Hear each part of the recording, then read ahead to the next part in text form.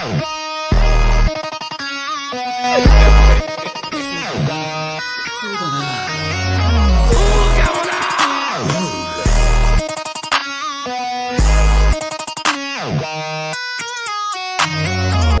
next day, Rygard is officially enlisted in the army as one of Hodder's personal knights. After outfitting the black golem Delphine, Sigyn briefs him on its limitations and says she doesn't think he has it in him to kill someone, though.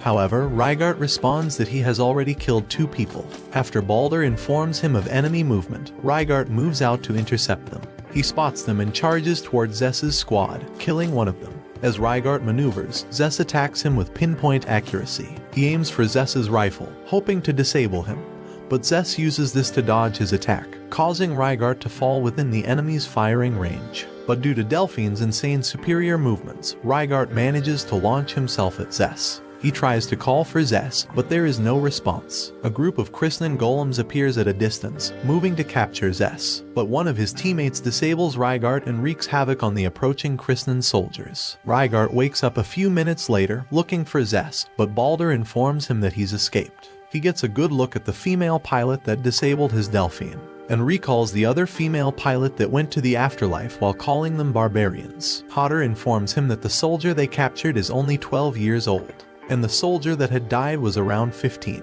Athens seems to use child soldiers in their war effort, but uses experiments to accelerate their growth to the point that their bodies mature to that of adults in their 20 seconds. Due to the rising threat of a capital invasion, Sigyn tasks Rygard to join the Millennium Squadron led by Captain Narvi. This special platoon is designed to protect Hodder at all costs. While training for their mission, Rygard meets another member of the squad, Gurge. They engage in what is supposed to be a friendly battle, but the guy goes overboard and the squadron is forced to corner him to stop the fight. Sigyn meets Rygard and asks if he's okay with Gurge on his team, but Rygard tells her not to worry because he'll be fine. That night, he learns from Balder that Gurge is the general's son, and was previously imprisoned for killing one of his comrades and disabling 9 others in a practice skirmish. Balder confides that he doesn't understand how his son's mind works, but if Gurge ever goes out of line and attacks the team, Rygard should kill him. He meets with Hodder and asks him to promise not to surrender until his return.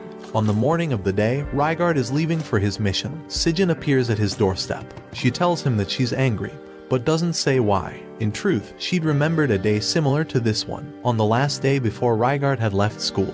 She tried to tell him that she had feelings for him, but he clearly ignored her. He jokes that leaving on a sour note will cause her to have sleepless nights if he dies in battle, so she tells him that she will stop being angry only if he comes back safe. Rygard promises to do so and leaves for his mission. He immediately springs into action as soon as he arrives on the battlefield. General Balder's situation is dire as more than 20 of his units were wiped out by the enemy commander, Borkius. But Rygard's destructive arrival allows them to make up for their losses. He completely decimates several soldiers from the Athenian army with his overwhelming speed and the huge lance projecting from his chest. At this point, Rygard no longer makes an exception towards the enemy, going straight for their cockpits and mercilessly killing them in one go.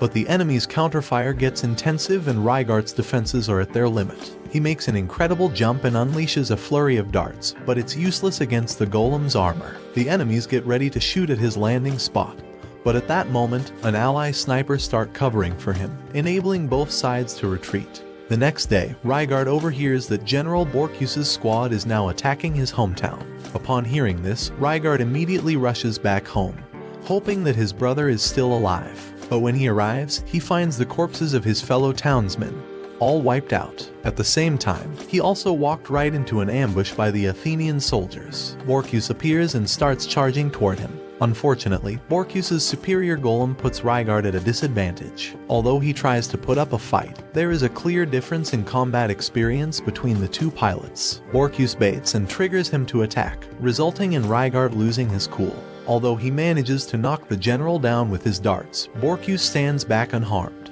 The general soon realizes that Rygard's golem is a precious relic of the past and plans to capture him. Rygard tries to defend with his katana, but Borkius destroys it and goes for a drop-kick maneuver, knocking Rygard out. Several minutes later, Rygard wakes up from the sound of soldiers dismantling his golem.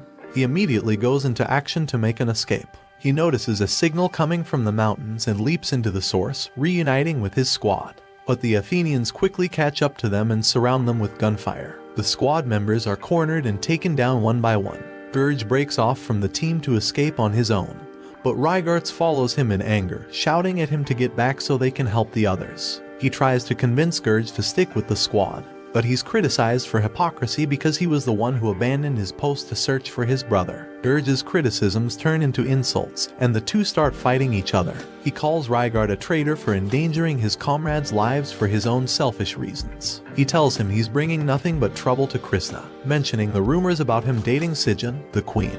He tells Rygart he'll kidnap the queen and bring her to him if he manages to beat him. He just wants to literally wingman our boy. However, Rygart says he's honor-bound to protect the royal family, and anyone who dares attack them is his enemy. But their match is interrupted when several enemy officers arrive. Gurge saves Rygart and kicks him away while he takes on the elite Spartan unit of Athens by himself. Delphine goes offline, and Rygart can only watch as Gurge disposes of the enemies one by one, outmaneuvering and outgunning every single one of them. But the Spartan leader manages to tackle Gurge, posing to kill him. Rygart throws his blade, giving Gurge enough time to kill the leader, but an overwhelming number of Athenian golems arrive and start firing at Gurge. Rygart sees Gurge's last moments before his teammate sacrifices himself to save him by making him fall off a cliff to safety. Rygart later wakes up to Baldur's forces retrieving him and Delphine.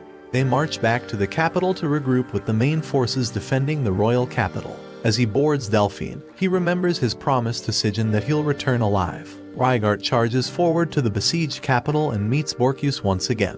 He puts up a fierce fight against the better-equipped general, going toe-to-toe with the commander despite the general's higher ground against him. However, things change drastically when Sigyn opens the hangar's gate and gives him a giant shuriken tied to a large rope as his weapon.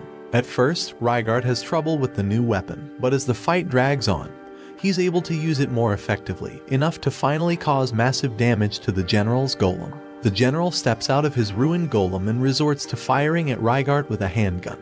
At the last moment, Rygart remembers all the people important to him who had supported him up to this point. He swings his weapon and finishes off the general with one final strike. The general's defeat signals the end of the invasion, thus ending the first Athenian campaign against Krishna. Rygats, thought to be dead, shows up haggard and angry, yelling at Rygart for abandoning him. But the sight of his brother still alive only makes Rygart cry in relief.